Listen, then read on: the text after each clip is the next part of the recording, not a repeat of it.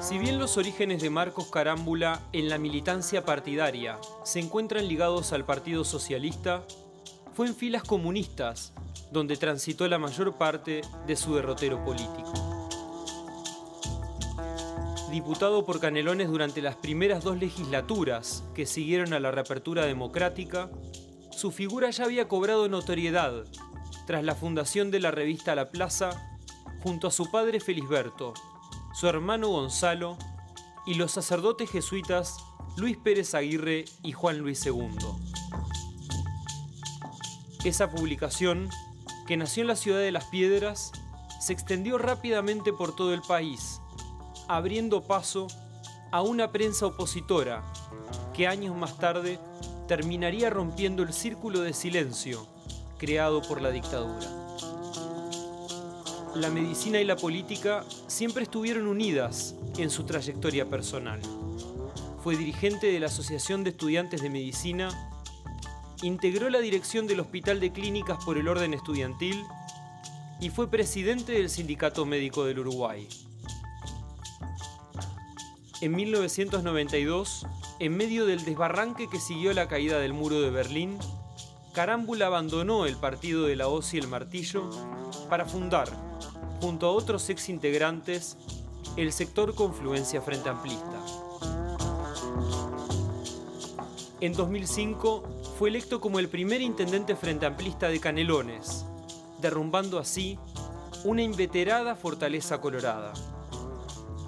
Intentando esquivar la polarización entre Danilo Astori y José Mujica, en 2009 compitió en las elecciones internas del Frente Amplio, donde obtuvo poco más de un 8% de los votos del oficialismo. Esa escasa votación representó también el naufragio de un proyecto político propio de alcance nacional. En 2010, no obstante, sería reelecto al frente de su departamento, con una votación que superó el 50%.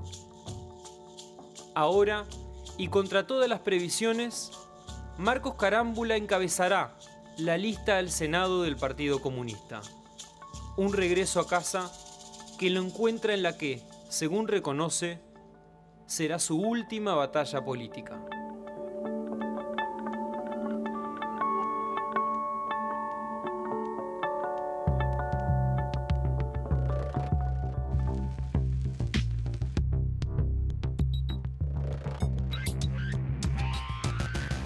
Marcos Carámbula, intendente de Canelones, primer candidato al Senado por la lista 1001. Bienvenido a Primera Vuelta. Bueno, encantado de estar contigo en este programa. Usted ya fue 2 veces intendente de Canelones, peleó allá en 2009 por la candidatura presidencial del Frente Amplio. ¿Qué lo mueve ahora a salir, a bajar a la campaña electoral? Sí, esto tiene que ver con una decisión profundamente frente amplista. Realmente en lo personal, lo decía en una carta que escribí, he puesto, como ponemos los frente amplistas, la vida en todo el trabajo en la intendencia de Canelones, una intendencia difícil, compleja, diversa, y sentía que bueno, culminando esta gestión, mi tarea sería como un militante más desde mi ciudad, desde Las Piedras. Sin embargo, yo siento 2 cuestiones que me convocan, que nos convocan. En primer lugar, siento que estamos en un desafío de aquí a octubre, realmente, a mi entender, decisivo desde el punto de vista político y como sociedad, que nos trascienda a los frente amplistas. Yo creo que tenemos que los frente amplistas, todos donde estemos, hacer un gran esfuerzo para que Tabaré sea el presidente, para que realmente este proyecto de cambios que se viene desarrollando en nuestra sociedad se afiance, avance, sobre todo en una concepción de derechos. Hablamos siempre de la sociedad de los derechos. Eso en primer lugar, ¿verdad? Hacia octubre, que Tabaré gane y que sea el nuevo presidente de los uruguayos. Y en segundo lugar, y esto lo he hablado con compañeros y compañeras de diferentes sectores de nuestro Frente Amplio, de diferentes sectores, la vida nos da a nosotros la posibilidad con aquel espíritu fundacional del 5 de febrero del 71, que bueno, tuve el enorme privilegio de estar esa mañana. Siento que después de octubre, y ojalá con Tabaré presidente, debemos construir puentes de unidad, puentes de diálogo, construcción colectiva de pensamiento. Como alguien me decía, recobrando ese espíritu fundacional, donde aquellos grandes dirigentes, cada uno de ellos dejó sus personalidades o las perspectivas de sus partidos para decir, aquí nace. Ahora, ¿qué pasó? ¿Se fue perdiendo un espíritu colectivo, a su entender? Lo hay en la gestión, ¿verdad? En la gestión yo creo que cada uno de nosotros, y lo veo en mi intendencia, afortunadamente generamos equipo que viene de distintas corrientes dentro del Frente Amplio y que trabajamos como colectivo.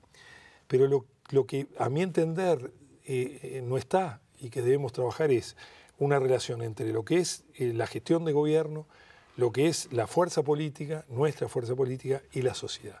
Ahí es donde está la esencia en la cual tenemos que trabajar hacia el futuro. Es decir, el Uruguay tiene, afortunadamente, lo tiene en mi departamento, una sociedad muy activa en los barrios, en las villas, ni hablar la fortaleza de los sindicatos, ni hablar lo que pasa en la universidad, en distintas expresiones culturales. Pero no hay esa síntesis que en la acumulación constructiva del Frente Amplio, de su historia de 40 años y de antes, pues la historia del movimiento obrero, la historia de la intelectualidad, se fue construyendo una acumulación donde había roles, pero al mismo tiempo había una síntesis colectiva. Creo que ahí está el tema. Usted decía en el lanzamiento de su candidatura allá en Canelones que el peligro aviva al mamado, sí, recordando un poco palabras de Liber Seregni. ¿Qué peligros representa para usted la calle Pou? Porque él dice que va a mantener los grandes trazos económicos, por ejemplo. Sí, ahí creo que hay temas clave, ¿verdad? Y en esto yo no personalizo, hablo de sectores, de conducciones, de historia. Creo que la campaña política tiene que ser sobre la base de política, de contenidos, de historia, de realidades. Naturalmente en una campaña política prima siempre lo que es la imagen, lo mediático, la música.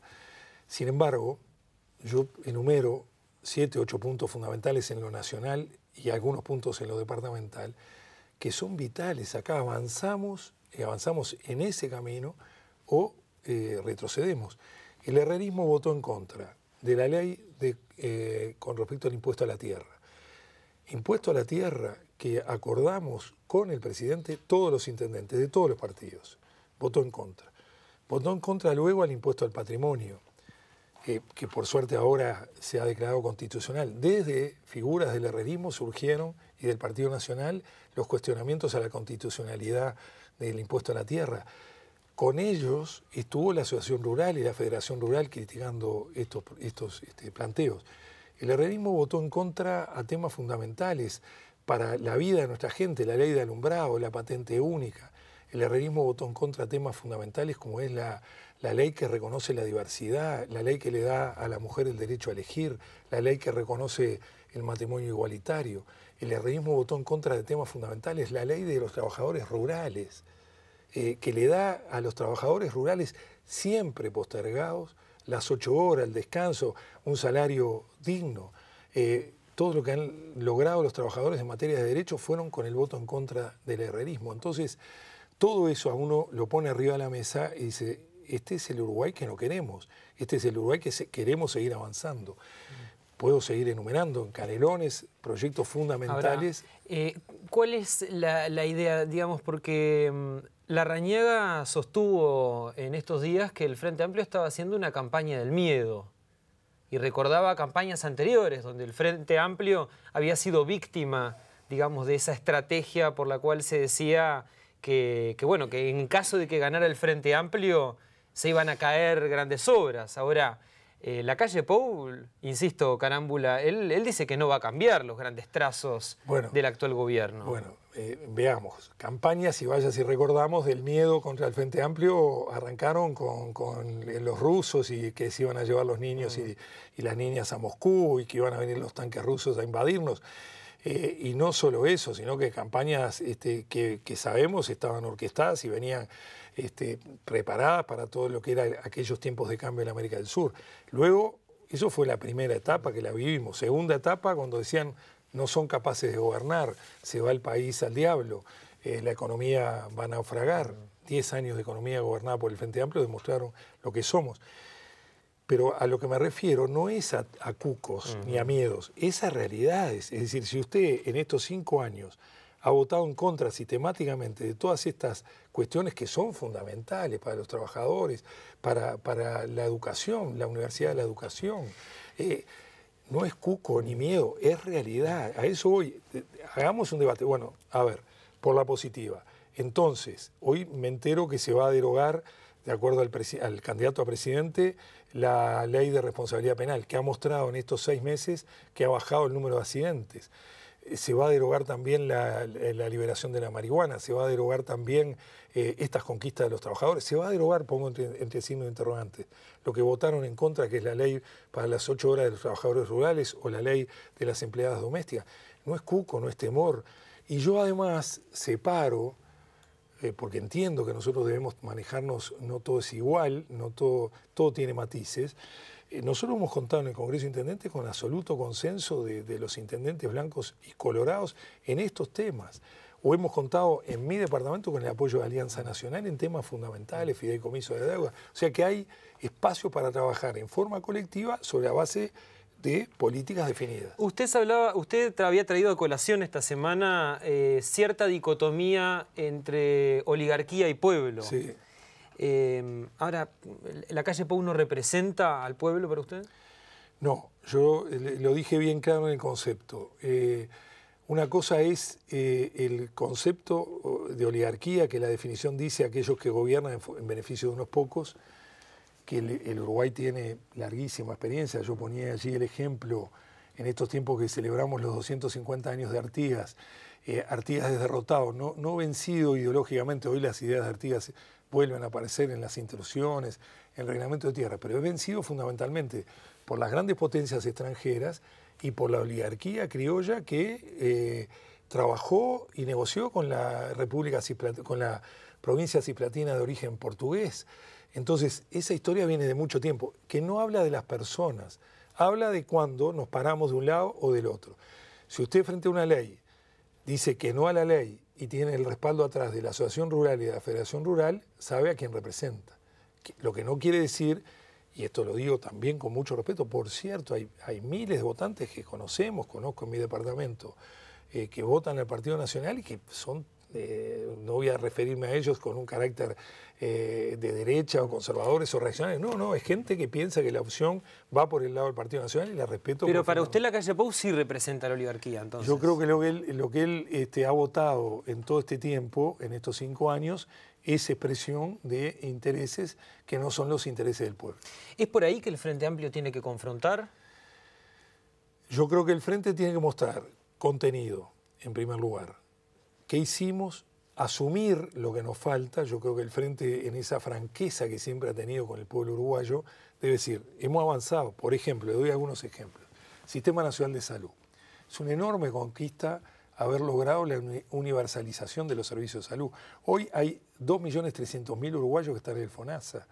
Es decir, de los niños, niñas a los jubilados. Eso es una gran conquista. Los que venimos de la salud trabajamos toda la vida en torno al Sistema Nacional de Salud. Ahí está. ¿Es suficiente? No, hay que mejorar en eficiencia, hay que mejorar en cercanía, hay que multiplicar en atención primaria, hay que seguir mejorando lo que es la eficiencia de los sistemas de emergencia, hay que complementar los recursos. En materia educativa, debemos decir lo que hicimos y lo que falta. Le doy ejemplos, la Universidad de la República. La Universidad de la República ha definido en estos años tal vez el proyecto descentralizador más importante de su historia. Centros regionales en Maldonado, Rocha 33, con una matrícula formidable. Centros regionales en Tacuarembó y Rivera. Centros regionales en Salto y Paysandú. Complementación con los gobiernos departamentales, con las empresas del Estado. Más recursos para la universidad, sin duda que hay que seguir trabajando. Pero lo que se ha logrado, otro ejemplo, la UTU. La UTU, para dar un ejemplo, en Canelones cuadriplicó el número de instalaciones edilicias. Duplicó su matrícula. Ahora, además del plano de las propuestas, por ejemplo, ¿el oficialismo debería traer a la memoria el pasado de la calle Padre, por ejemplo? Yo creo que no es necesario. Yo creo que no es necesario. Yo creo que hay que analizar sobre la base de contenidos políticos y decir, bueno, muy bien, esto es lo que el Uruguay avanzó. En esto, en estas cosas que hemos enumerado. En materia de soberanía energética, eso es un gran logro del gobierno nacional, del Frente Amplio. ¿Cuánto pasó el Uruguay con todas aquellas, acordémonos de las crisis para un lado para el otro, que no teníamos, que salíamos a buscar soluciones costosas? Hoy el Uruguay va a un camino que en el 2016 prácticamente toda la energía eléctrica que consumimos los uruguayos es sustentable y renovable. Entonces, y todo lo que viene por delante en materia de desarrollo de energía, todo lo que es las telecomunicaciones, la fibra óptica que llega a todos los hogares. Le doy otro ejemplo, en Canelones hoy el 100% de Canelones está electrificado. Si hubiera sido la política del herrerismo en su momento triunfante, que fue vender las empresas públicas, Antel no estaría en manos de nosotros, de los uruguayos. UTE jamás hubiera pensado en invertir, como fuimos en una escuelita de monte, y llegar el alumbrado, porque no es eficaz desde el punto de vista económico, pero sí es responsabilidad social. Ahí se juega la batalla de contenidos. Lo invito a hacer una primera pausa. Con mucho gusto.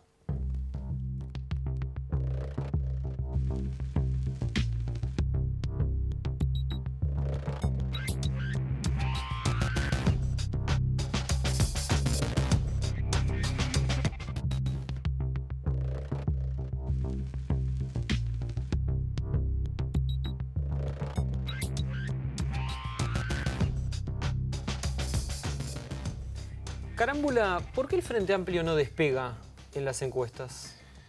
A mí me da la impresión de que nosotros tenemos que llegar en esta campaña a una ciudadanía que está apoyando la gestión. Todas las encuestas muestran que Pepe tiene un nivel de simpatía arriba del 50%, que la gestión tiene un nivel de simpatía arriba del 50%, y sin embargo las distintas encuestas nos muestran que estamos en un 40, 41%.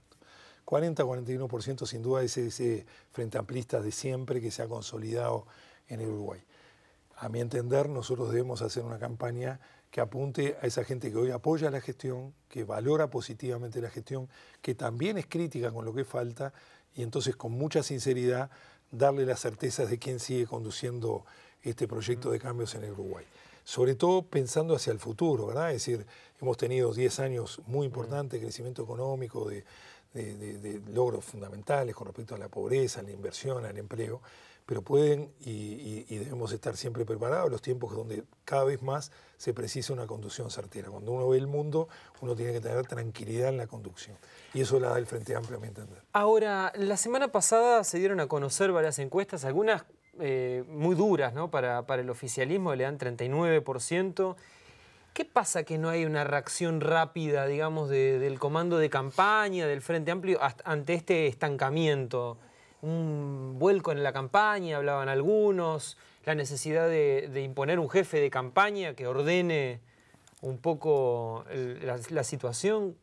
¿Qué es lo que está pasando? Que no hay una reacción? Yo creo que la va a haber, creo, como tú mencionabas y tomabas la frase de Sereñi, que la repetía mucho el general, el peligro aviva el mamado. Yo creo que se han tomado los recaudos a nivel de la máxima dirección del Frente. Conozco que ha habido reuniones bien importantes en este sentido. Yo creo que en estos días vamos a ver una suerte de enfoque en 60 días con estos grandes temas que hemos venido manejando y con una construcción colectiva que me parece fundamental, que es lo que es el Frente Amplio y que debe apuntar a resolver dando certezas a nuestra población. O sea que yo tengo la impresión, lo he conversado personalmente con el presidente de la República, lo he conversado también con Tabaré, es decir, creo que hay una muy buena disposición de quienes son los máximos referentes de nuestra fuerza política a que en estos 60 días todos los frente amplistas pongamos todo lo que tenemos, pero además que la propia orientación de la campaña refleje este sentir hacia octubre. No podemos volver atrás después de 10 años de gobierno Frente Amplista. Ahora, ¿no le da la sensación de que el Frente Amplio no termina de dominar la agenda de la campaña? Pues se habla mucho de la calle Pou, de la bandera, de la designación de la ministra de Economía. Sí, yo te voy a poner un ejemplo que me parece muy talentoso y que debemos tomarlo en cuenta. Los muchachos del No a la Baja, empezamos con encuestas que nos daban 60 y pico, 70% de intención de votar el sí a la baja del proyecto Bordaberry que acompaña la calle. Sin embargo, una campaña muy inteligente, innovadora, con mucho contenido, con mucho tú a tú, con mucha juventud en su presentación, ha hecho que progresivamente el nivel de apoyo, y ayer veíamos que es muy probable, ojalá, ¿verdad?, que no lleguen a tener los votos suficientes. Yo creo que el Frente, y lo decía también muy bien Constanza en un artículo que leí muy lindo acerca del salmón en el agua, yo creo que el Frente debe centrar la campaña en hacer política, de verdad, en contenido de política grande, que es lo que no hay de parte de la oposición. En su momento, Constanza Moreira advertía sobre la candidatura de Tabaré Vázquez, ¿no?, de cara a las internas.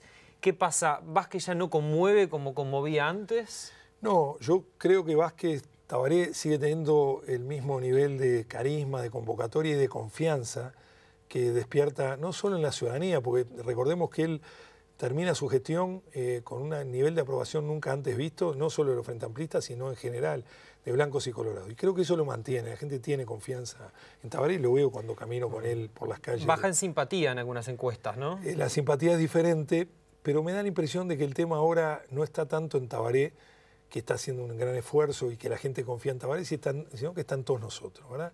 En generar instancias de política, que el Frente aparecía. Hoy me decía un amigo muy, muy entrañable que conozco, como me encontré, claro, a veces hay que hacer historia. Ustedes los jóvenes podrán haberla sentido en sus casas, pero el Frente en la campaña del 71 y después, de repente uno iba a un acto y hablaba desde el primero al último de los distintos colectivos que componían el Frente Amplio. Expresión colectiva. Segundo, renovación, y la hay. En mi departamento, el promedio de edad de los que dirigen Canelones es de menos de 40 años. Hay renovación, hay participación de los jóvenes. Segundo, renovación. Tercero, pensar bien claramente en todo ese sector de población que vota al Frente o vota al Partido Nacional, pero que está conforme con la gestión, que no es frente amplista de cuño, ni tampoco es del Partido Nacional. El Uruguay tiene una población que en cada elección se vuelca a quien le ofrece mayor confianza, mayor certeza, liderazgo, compromiso. Entonces, yo creo que ahí debe apuntar el Frente Amplio, ¿verdad? ¿No puede estar sucediendo que el Frente Amplio se haya quedado sin idea fuerza para esta campaña, sin un relato épico que entusiasme? Es muy probable. Yo creo que al Frente uno enumera los logros, ¿verdad? Cada uno de los logros, 50.000 ojos operados, en Canelones 50.000 puestos de trabajo, abatimiento de la pobreza, los recursos que se han brindado para las distintas áreas en materia de desarrollo social, lo que hemos generado de inversión, lo que hemos crecido en imagen. Falta ese relato colectivo que nos entusiasme con toda la pasión y la esperanza que siempre despertó en nosotros el Frente Amplio. Creo que ese de alguna manera es de los desafíos que tenemos en este tiempo y sobre todo también, como decía Sereñi, pensando al mañana siguiente, bueno, ¿hacia dónde vamos? Vamos a una sociedad de derechos, vamos a una sociedad democrática más avanzada, vamos a una sociedad con mucha participación, donde y esto a veces yo uso muchos ejemplos de mi departamento, pero es lo que podemos aportar desde la gestión. Nosotros hicimos un proyecto de 100 plazas, de espacios públicos, justamente para generar espacios de música, de diálogo, de presencia de los jóvenes. Cuando la gente se apropia de eso, bárbaro, la plaza anda volando y van creando más y se van generando nuevas cosas para la plaza. Cuando eso es una obra solo del gobierno, la plaza por ahí queda y se vandaliza y al poco tiempo dejó de ser el objetivo. No hay relato, no hay una narrativa. Relato, digamos, apropiado por la sociedad. Ahora, ¿cuáles deberían ser las ideas fuerza del Frente en esta campaña?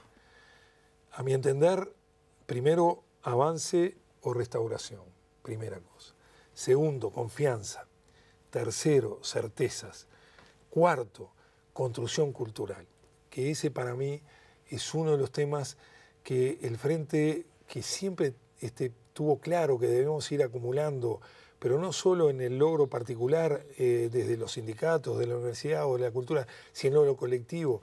Construcción cultural de una sociedad que está cambiando. Yo creo que ese es un desafío enorme y debe ser una de las ideas fuerzas, la cultura como derecho, la cultura como partícipe de la vida cotidiana de cada cual, la cultura como herramienta verdaderamente transformadora. El sistema de cuidados no parece llamado a entusiasmar al electorado, ¿no? Cuesta explicar qué quiere decir el sistema de cuidados. Es extraordinario, ¿verdad? Porque el hecho de que nosotros, así como se universalizó la asistencia médica, que los niños y las niñas tengan su asistencia, o los jubilados. El sistema de cuidados, visto desde la casa de cada uno de nosotros, del adulto que debe cuidarse y todo, es una terrible anuncio en materia de conquista, ¿verdad? Porque no solo es para quien recibe el cuidado, sino para el entorno, la compañera, el compañero que trabaja o los jóvenes que estudian. ¿Cuánto de cobertura y resguardo le da que haya un sistema nacional de cuidado? No está explicitado, yo creo que hace falta mostrarlo en su dimensión, pero no porque no se comprenda, sino porque hay que mostrar la dimensión que tiene y cuánto genera además desde el punto de vista también laboral en algunos sectores que debemos seguir incluyendo todavía. ¿Va a ser candidato por alguna otra lista, además de la 1001? Porque se ha hablado de conversaciones suyas con la KPL, con el famoso grupo de los 8, ¿no? Sí. Donde hay varios sectores. A mí realmente, como lo mostraba el video al empezar esta entrevista, realmente a mí me ha generado una enorme emoción y me ha conmovido verdaderamente el planteo del Partido Comunista, de la unanimidad de su dirección, pero sobre todo además hecho por un grupo de jóvenes dirigentes sindicales que yo valoro muchísimo, que yo creo que son una pieza fundamental en la izquierda de hoy. Lo dice por Andrade. Por Andrade, Abdala, toda una gente joven que está con una perspectiva para el movimiento sindical, para su partido abierta. El hecho que me ofrezcan a mí ser el primer candidato al Senado de la 1001, un lugar que tradicionalmente lo ocupa un dirigente comunista, es ceder su primer puesto. ¿Usted no se siente un dirigente comunista? Yo soy un frente amplista, antes que nada, con una enorme acumulación de experiencia de muchos años. Respeto mucho a otros sectores del frente, por ejemplo, hoy hablaba con una figura extraordinaria como es José Díaz, con toda esa cultura socialista. Hoy he hablado mucho con los jóvenes socialistas que encabezan una idea nueva e interesante. He hablado con compañeros como de Los Santos, que están en otros espacios dentro del Frente Amplio. Hay numerosos jóvenes, he hablado con Macarena, con Constanza. Ahora es curioso este regreso suyo al Partido Socialista, ¿no? Porque usted se había ido en el 92 al Partido Comunista, disculpe. No, se había ido en el año 92 cuando habían caído los paradigmas. Sí. Ahora vuelve a ocupar el primer lugar de la plancha al Senado, ¿no?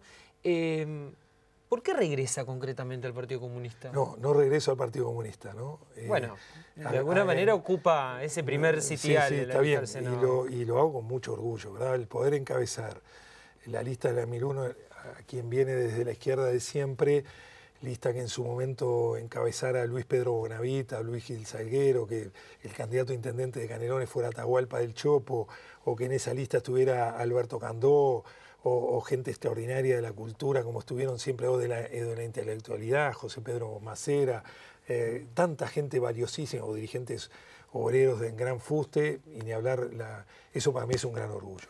Lo que no quiere decir que yo esté volviendo al Partido Comunista. Usted dice que sigue siendo independiente. Para abrir desde allí un espacio abierto, un espacio plural, un espacio que convoque a gente de la cultura, de la universidad, del campo, de Canelones. Hay mucha gente en Canelones, dirigentes rurales, trabajadores, gente de las sociedades de fomento que me han planteado... Ahora, eso lo podría haber hecho desde cualquier otro sector.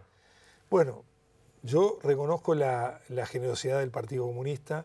También debo decirlo, y lo voy a aceptar por un tema de orgullo, francamente, y de respaldo, el presidente de la República, él mismo, me ofreció estar en su línea de suplentes en una responsabilidad absolutamente, digamos, de integrar una lista, no para que salgamos allí, pero que Pepe me haya ofrecido esto para mí me llena de orgullo, porque venimos, y como también gente que viene de la KPL, Fernández Guyori, Luis Rosadilla, gente que yo respeto mucho, corrientes que vienen de distintos lugares de la historia de la izquierda. Hay algunos pícaros que dicen que por allá por 2009 usted fue precandidato, digamos, en la interna Frente Amplista, un poco para favorecer a Mujica en esa disputa con Astori. Sí, la verdad son de esas cosas que en la política uno recibe siempre con absoluta asombro, ¿verdad? Yo en aquel momento, y lo debo decir ahora, sentía que la izquierda no podía decir hay dos proyectos de izquierda, nos polarizamos, atrás de dos candidatos hay dos izquierdas. No, lo dije en aquel momento, lo digo hoy, hay una sola izquierda, hay una sola herramienta política que es el Frente Amplio, la unidad del Frente Amplio la vamos a defender donde sea, y en aquel momento, para tomar aquella decisión, no conversé ni con los sectores que respaldaban a Astori ni con los sectores que respaldaban a Pepe. Conversé con el presidente de la República, conversé con el presidente de nuestra fuerza política, en aquel momento Jorge Berrueto, conversé con numerosos compañeros frente amplistas y más allá del resultado electoral, que ahí se mostraba fue de un 8%, quedamos conformes. Sentimos que aportamos a que la campaña fuera en unidad, que finalmente la fórmula fuera Pepe Astori.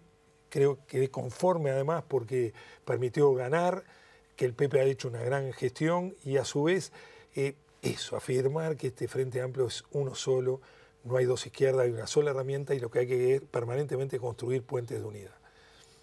El Partido Comunista de nuestros días ya no tiene aquel sabor radical de antaño, ¿no? De cuando usted integraba esas filas allá poco antes de los 90.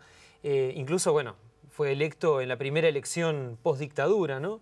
¿Qué pasó? ¿Lo ganó la moderación al Partido Comunista? No, yo creo que el Partido Comunista ha jugado un rol fundamental en distintas etapas. Primero, ni hablar en la construcción de la unidad de la izquierda, el Partido Comunista, el Partido Socialista, la gente que venía de los partidos tradicionales, Michelini, en su momento Rodríguez Camuso, los cristianos, Juan Pablo Terra, toda aquella gran conformación. Ahí jugó un gran rol el partido junto a otras grandes corrientes de la izquierda. En segundo lugar, jugó un gran rol en la dictadura. Lo dice Gerardo Caetano. Entre tantos, el Partido Comunista jugó un gran rol en la resistencia. Ahí me siento parte, como tantos, de esa historia y verdaderamente eso lo posiciona al Partido Comunista como el Partido Socialista, como otros que dieron la batalla y también de los partidos tradicionales en los subterráneos de la libertad. Luego, a mi entender, el Partido Comunista hasta la crisis del 92 juega un rol muy importante como movimiento sindical maduro, serio, clasista, autónomo, pero sabiendo y marcando las diferencias. Yo pongo siempre un ejemplo.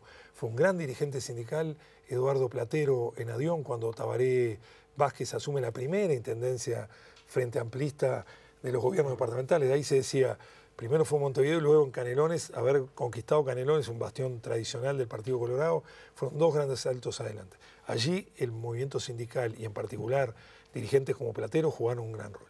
Y luego en esta etapa, ya gobierno nacional, yo creo que el movimiento obrero, donde el Partido Comunista tiene una gran incidencia, ha jugado también un rol muy maduro. Ha ido logrando sus conquistas, sus derechos importantes que se han legislado. Se habla de alrededor de 50 leyes de carácter que benefician a los trabajadores. Porque efectivamente, ni los trabajadores, ni la clase obrera unida en la CNT, PIT-CNT, ni el gobierno somos neutrales. Nosotros, antes que nada, si le va bien a los trabajadores, le va bien a los uruguayos. ¿Qué evaluación hace de los ministros comunistas durante el gobierno de Mujica? Ana María Viñoli en Desarrollo Social, después Venegas en Salud. Sí, habría que entrar uno por uno y una evaluación general de los ministerios, cosa que no me compete, ¿verdad? Yo creo que eso lo hace el colectivo de la fuerza política, que tiene que evaluar cómo le ha ido. Yo creo mucho en la responsabilidad.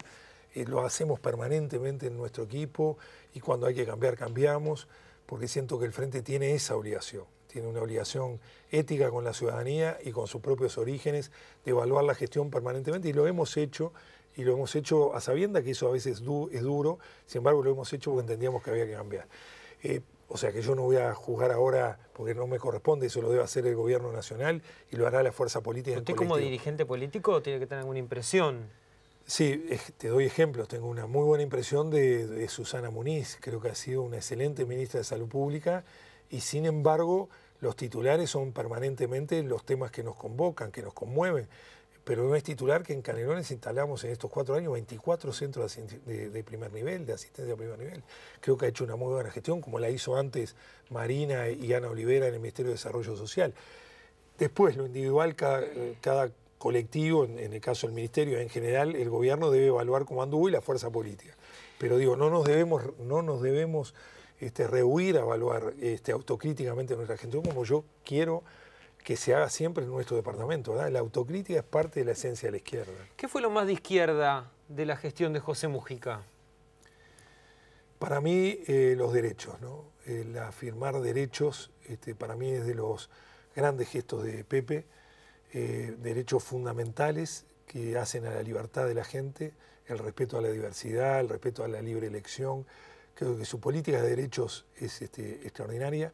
En segundo lugar, para mí lo más de izquierda es reafirmar una vez más la línea artiguista de integración latinoamericana. Pepe ha sido un gran artífice, con mucha paciencia, con mucha tolerancia, con mucho respeto de la unidad latinoamericana. Y en tercer lugar, Pepe no se ha equivocado nunca el camino de gobernar siempre para los más débiles. Creo que aún con insuficiencias, aún con temas que tenemos que mejorar, creo que ha tenido una visión estratégica. Ni hablar del punto de vista de los gobiernos departamentales, ha tenido por primera vez, a mi entender, una visión. Tabaré tuvo una muy buena relación con nosotros, pero Pepe tiene una visión que le viene de sus orígenes regionalizadora y de diálogo directo con los actores departamentales y locales, muy sólida y realmente muy concreta y de verdad, ¿no? Entre los dos estilos, Vázquez y Mujica, ¿usted cuál prefiere? Son dos estilos, los quiero a los dos. Pero puesto a elegir. Elijo ahora a Tabaré, que tiene que ser el candidato a presidente, pero tengo una enorme admiración por Pepe. Y si tuviera que sentirse más identificado con uno, una cuestión personal, de fibra. ¿Sabés lo que pasa? Yo tengo, y me pasa, y lo debo decir no con soberbia ni mucho menos, tengo afinidades muy cercanas con los dos. Con Tabaré, porque no te olvides, tenemos muchas cosas en común.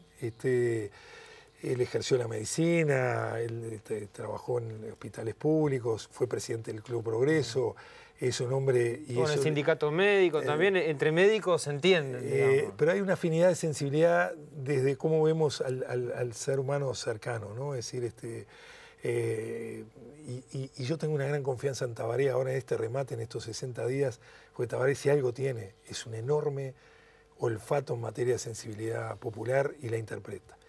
Y a su vez tengo una enorme admiración por Pepe, que la agiganté en estos 5 años. Yo no tenía tanta cercanía con Pepe como tuve con Tabaré, pero la tuve en estos 5 años y realmente estamos en figura de un revolucionario vital, comprometido, que antes que nada es de verdad. Cuando uno conversa tantas horas, en oportunidad de conversar con él en su chacra, en su vida, en su cercanía, en su sentir, es un revolucionario, ¿verdad? Que va a terminar la presidencia, como él dice, va a terminar esta changa y al otro día, el 2 de marzo, va a salir a militar para ganar las intendencias del interior del país, o que ya está pensando en otros desafíos que los va a tener, de integración. Lo invito a hacer una nueva pausa.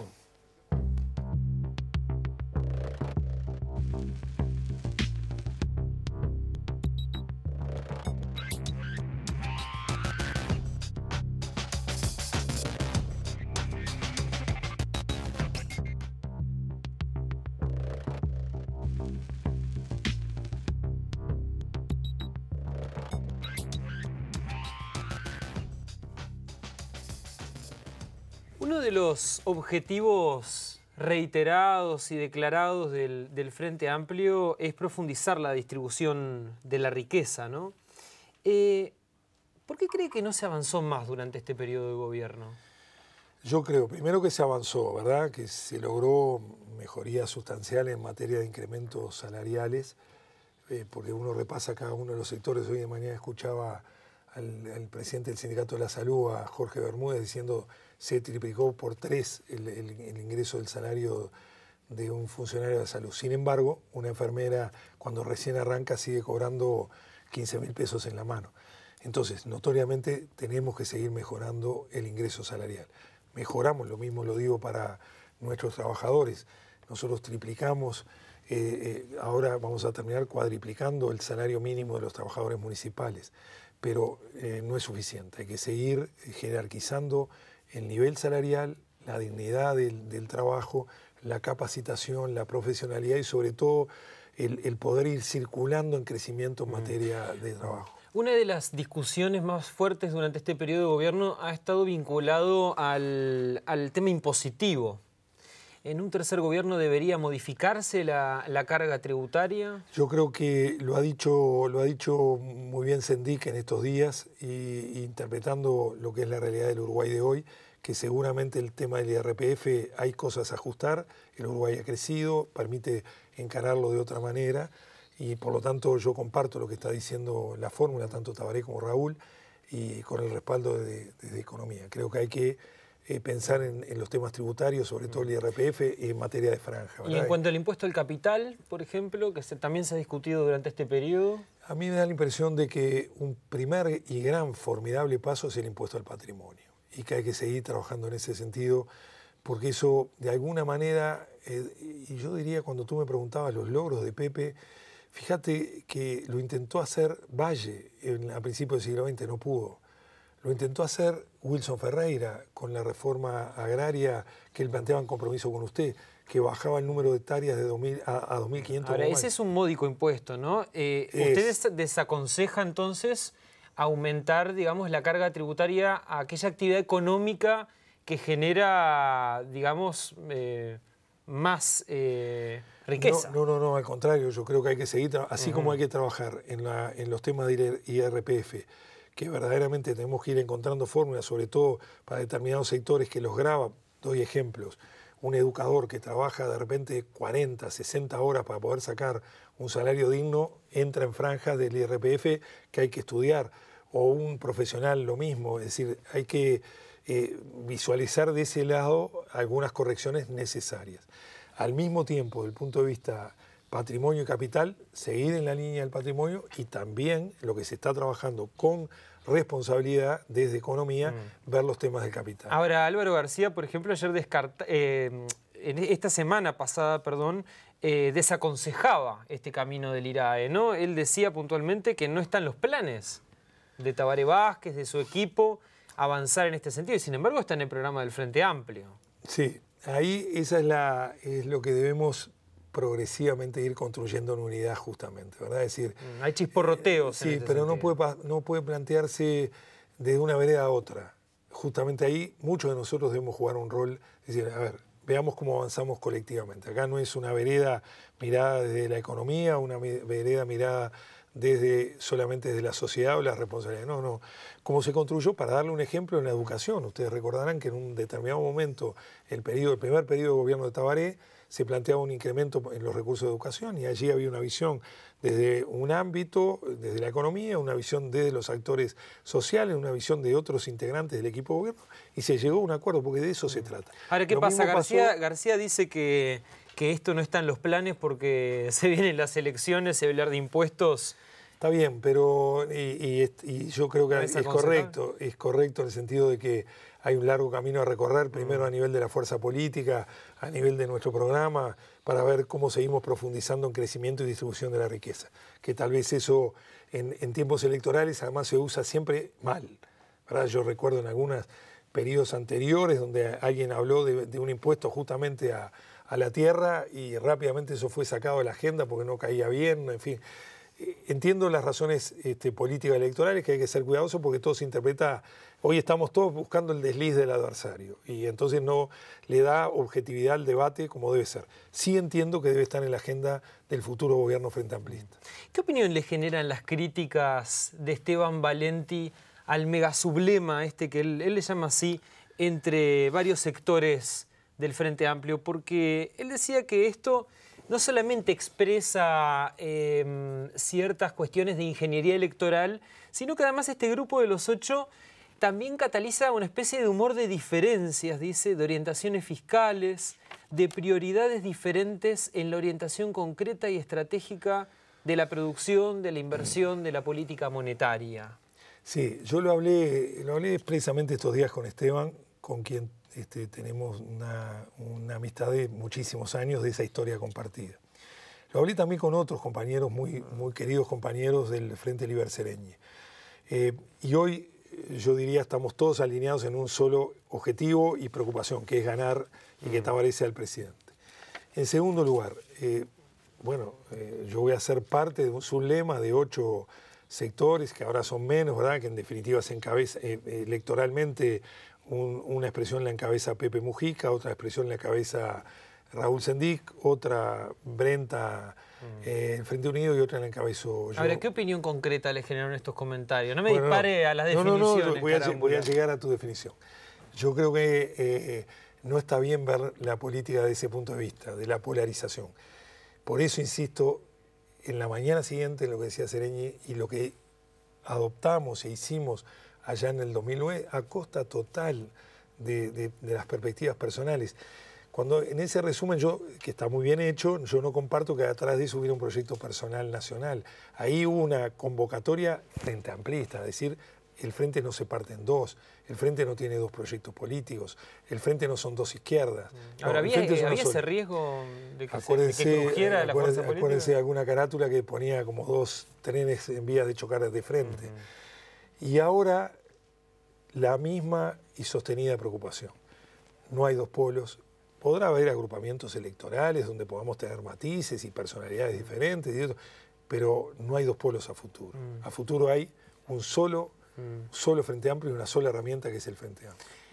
Usted ya está hablando de trenes en Carnelli, digamos, ¿no? La carrera... Bueno, no, mire que tenemos la experiencia de alguno que dijo que estaba en Carnelli y todavía sigue operando. Sí. ¿Hace cuánto? Sí, vaya, pero van lentos los trenes de Carnelli a Central, no bajan la velocidad. No, y ahora llegan casi, apenas pasan Carnelli, no llegan a la estación central. Ahora, dos hombres de distintos sectores políticos han manifestado en Canelones su intención de ser intendentes.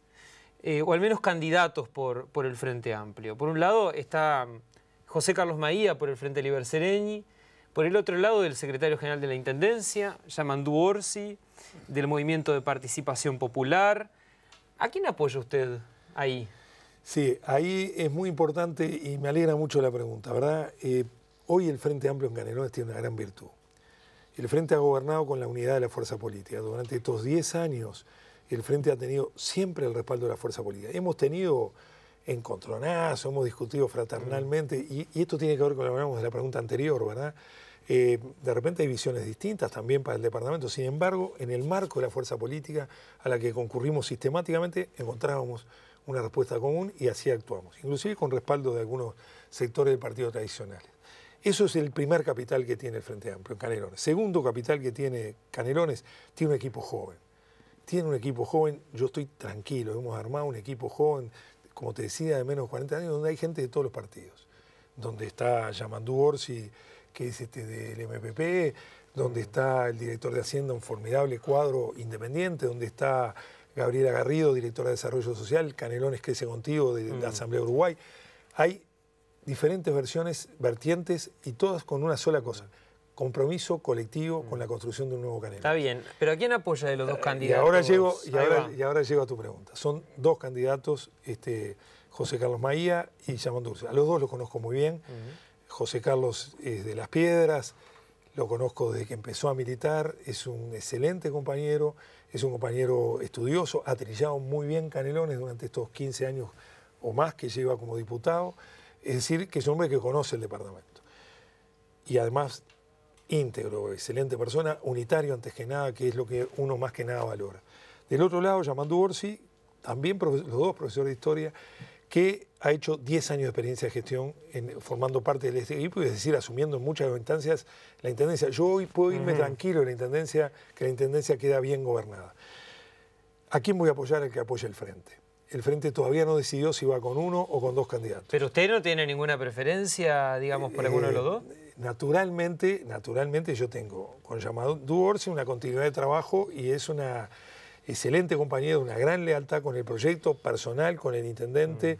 Yo duermo tranquilo, cuando me voy, cuando fuera, puedo, que no pasa en otros partidos tradicionales. O sea que le tira más Orsi. Orsi me ofrece gran confianza porque ha trabajado conmigo 10 años. Lo mismo me ofrece José Carlos porque lo conozco bien. Pero usted me hace una descripción de perfiles de varios minutos para no decirme... ¿Por qué voy a decidir hoy cuando hoy se decide Tabaré presidente? En mayo tenemos tiempo los Frente Amplistas de Canelones para elegir quién nos sigue. Lo más importante, y creo que esa esperanza está bien firme, creo que va a haber un nuevo gobierno Frente Amplista del Frente Amplio en Canelones. ¿Le gustaría ver algún tercer candidato en carrera, además de estos dos? No, entiendo. Entiendo que con los dos candidatos que tenemos estamos muy bien. En el acto del 19 aniversario de Asamblea Uruguay, que se hizo el año pasado en Las Piedras, usted estuvo ahí, Maía solicitaba, digamos, a la Intendencia de Montevideo rever el proyecto del Corredor Garzón para buscar algunas soluciones a las molestias y a los retrasos que esto generaban algunos vecinos, por ejemplo, de Las Piedras o de La Paz, o de Progreso inclusive. ¿Usted fue consultado por la Intendencia de Montevideo sobre esta obra que afectaba directamente a vecinos de su departamento, verdad? Sí, sabés que justamente como te decía hoy, nosotros debemos asumir las cosas en su haber y en su debe. Yo creo que en el haber, en el transporte, hay cosas muy grandes, boletos estudiantiles gratuitos, los boletos que se tendieron pasando los puentes, vos que conocés de aquel lado, es decir, el boleto vale lo mismo cuando pasás el puente de La Paz Las Piedras, o en Barro Blanco cuando pasás el Toledo, en Camino Carrasco cuando pasás el Arroyo Carrasco, o en Ciudad de la Costa cuando pasás el Arroyo también Carrasco. El boleto vale lo mismo en una distancia cercana a la primera parada. O sea que eso ayuda. Los boletos de combinación también que se han instalado, las nuevas líneas. Pero tenemos un gran debe, que es el transporte metropolitano visto en su conjunto. Y yo te diría que no solo en el corredor metropolitano, sino que el primer gran debe que tenemos es Montevideo, Ciudad de la Costa. Sí, porque ahí, por ejemplo, la Intendencia de Montevideo y la de Canelones habían hablado sobre la posibilidad, primero de un tren de la costa, ¿verdad? Después se habló de un metrobús. ¿Qué solución se le puede ofrecer a esos vecinos que siguen teniendo un servicio ineficiente, con problemas de horarios, de confort? Estamos totalmente de acuerdo, con problemas de frecuencia, con problemas de lentitud, con problemas de calidad de los servicios. Y nosotros justamente, si algo se aprendió del corredor metropolitano, es que no se puede hacer un proyecto pensando en Montevideo. Tiene que ser siempre con cabeza Montevideo metropolitana, pero no metropolitana, es decir, Montevideo más. O sea, usted tiene una opinión crítica del corredor. No, porque lo planteamos en su momento con los compañeros de Montevideo, lo entendieron y afortunadamente se fue corrigiendo. Y ahora, por suerte, estamos trabajando en forma conjunta en ese corredor Montevideo, que inicialmente se pensaba Montevideo-Yang, ¿verdad? Cuando pasa el... No, es Montevideo-El Pinar. Porque eso sí es Ciudad de la Costa. Y ahí lo que estamos evaluando? Evaluando varias posibilidades. Porque, ojo al gol, no es solo un tema para los vecinos que viajan. No. Uno hoy no puede salir de la Rambla o por Avenida Italia. ¿Cuánto demora alguien que va para aquel lado por los aglomeramientos? Ya no dan más las vías de autos. Por eso se había hablado de un proyecto eléctrico, ¿no? Que incorporara y ahí está tren. todo planteado para un proyecto de carácter central. Con uso de las nuevas energías, será un tren, será un ómnibus, pero con nuevas energías renovables, que hoy hay fuertes apuestas, hay inversiones en el horizonte y hay un apoyo del BID para hacer este estudio. O sea que se va a hacer. Se va a hacer, ¿cuándo? pero debo asumir la lentitud a veces de nuestros tiempos. Y ese es sin duda un flanco que lo asumo, ¿verdad? Brevemente, ¿hay algún plazo para esto ahora? Plazo ahora se está trabajando en forma conjunta. Las dos intendencias, con los técnicos de ambas intendencias en transporte, se está ya trabajando en apoyo con la gente del BID para generar un convenio BID que financie esta obra. Hace un año y medio el diputado por Canelones y ahora candidato a la presidencia por el Partido Nacional, Lacalle Pou, anunció que presentaría ante la Cámara de Representantes un recurso de inconstitucionalidad contra la Intendencia de Canelones, por lo que consideraba un aumento desmedido y desproporcionado de la contribución inmobiliaria. En su momento hablaba de que cerca del 20% de los canarios se habían visto afectados por un aumento fiscal de entre el 100 y el 1000%. Incluso llegó a manejar su propio caso, en el que se daba un incremento del 900% en su casa de La Tahona. ¿A qué se debieron estos aumentos? Bueno, en primer lugar, ese recurso que se inició de inconstitucionalidad, la Suprema Corte de Justicia le dio la razón a la Intendencia de Canelones, ¿verdad? Eso, digámoslo, porque el proyecto se empezó por un grupo de vecinos, entre los cuales estaba el diputado, que plantearon la inconstitucionalidad y la justicia le dio la razón a la Intendencia, estaba en sus condiciones de fijar estos aforos. En segundo lugar, nosotros por primera vez hicimos en Canelones, actualizamos el valor de catastro. Y eso nos dio que había 9 millones de metros construidos no regulados, no registrados. Entre ellos en algunas zonas como en La Tahona. Es decir, que figuraba como terreno baldío y había construcciones de un número muy grande de metros, valiosas, que no estaban acompasadas su valor como baldío a su valor como casa. Es decir, que regulamos 9 millones de metros, prácticamente un departamento entero, que no estaba actualizado. En tercer lugar, esta valorización catastral significó, no para el 20%, bastante menos, un porcentaje de incremento que estaba en función de la actualización de valores catastrales y de la actuación de metros construidos. Eso se llevó adelante, lo hicimos con mucha transparencia, abrimos todo un espacio para que los vecinos, que se hizo, fueron alrededor en 200.000 padrones, de 5.000 padrones que se presentaron, dijeron, a mí me tasaron por valores que no corresponden o me identificaron un número de metros que no están construidos y que no es verdad. Entonces se abrió con Catastro y con la Intendencia un espacio para que la gente reclamara y en muchos casos tenían razón, se corrigió y se ajustó la contribución. Hoy Canelones tiene un aforo hecho por Catastro con apoyo de la Universidad de la República en todo el departamento, tiene un registro de todos los propietarios que no lo teníamos, aún nos quedan alrededor de 20.000 para terminar de identificar, y para quien venga atrás nuestro eso le va a permitir seguir aplicando una política en materia de contribución con un conocimiento exacto del departamento. Marcos Carámbula, muchas gracias por venir a Primera Vuelta. Muchas gracias a ti.